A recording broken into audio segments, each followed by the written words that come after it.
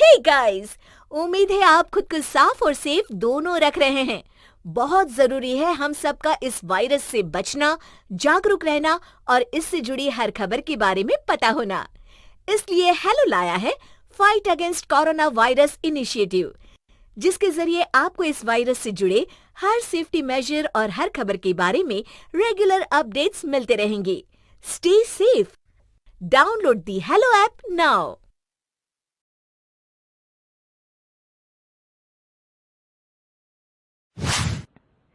लक्ष्मी का अपने घर में पूरा दबदबा था। हिटलर की तरह वो सारा काम अपने पति और बेटे से करवाती। धीरे धीरे उसके पति की तबीयत खराब रहने लगी। सुनो जी, अब आप बुजुर्ग हो गए हो, काम में भी अब हाथ आपके फुर्ती से नहीं चलते। अरे भाग्यवान, भगवान से डर।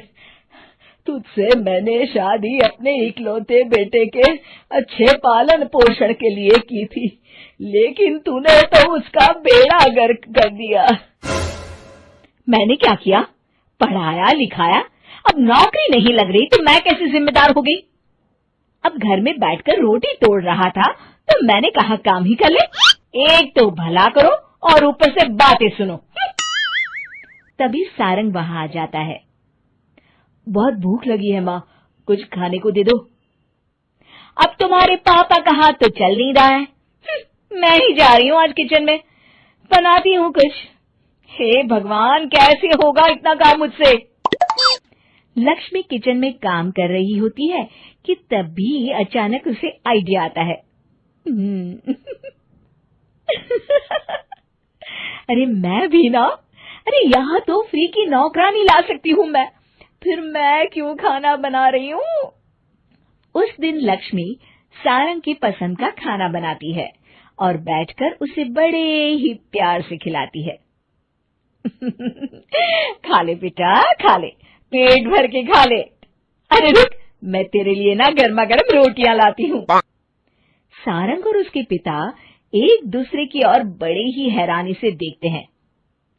बेटा सारंग, जरूर दाल में कुछ काला है, वरना ये औरत तो हमें बासी खाना भी सुकून से ना खाने दे। सुनील की बात लक्ष्मी सुन लेती है और जोर जोर से चिल्लाने लगती है। अरे हाँ, भलाई का तो जमाना ही नहीं रहा। एक तो आग में खुद को जलाकर तुम लोगों के लिए खाना बना रही हूँ और ऊपर से तुम्हें दाल काली लग रही है। अरे माँ, पिताजी का ये मतलब नहीं था, तुम बुरा मत मानो। अरे हाँ बेटा, तू कहता है तो मान लेती हूँ। लक्ष्मी सारंग के पास बड़े ही प्यार से बैठ जाती है और फिर कहती है, बेटा मैंने ना तेरी शादी करने की सोच ली है। अब तेरे पिताजी के हाथ भी नहीं चलते तो सोच रही हूँ तेरे लिए बीवी ले आऊं। अब पता नहीं ना मैं भी कब मर जाऊं।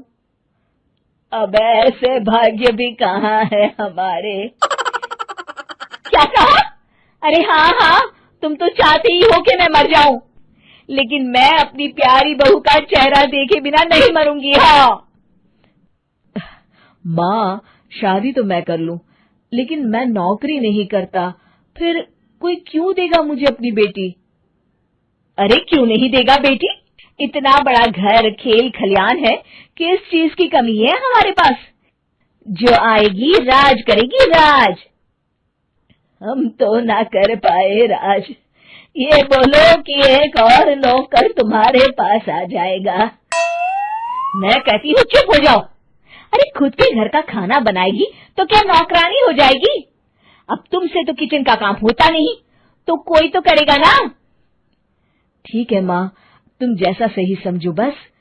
अब मेरी एक शर्त है, लड़की जो भी हो वो दिखने में कैसी भी हो या कहीं की भी हो, बस पढ़ी लिखी होनी चाहिए। अरे हाँ, ला देंगे पढ़ी लिखी बेटा, मैंने कौन सा काम करवाना है उससे। हाँ।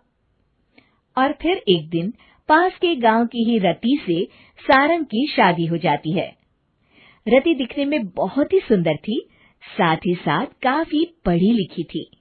रति को लक्ष्मी के सौतेले होने की बात पता नहीं थी। शुरू शुरू में जब रति ने सारंग को घर का काम करते देखा तो हैरान रह गई।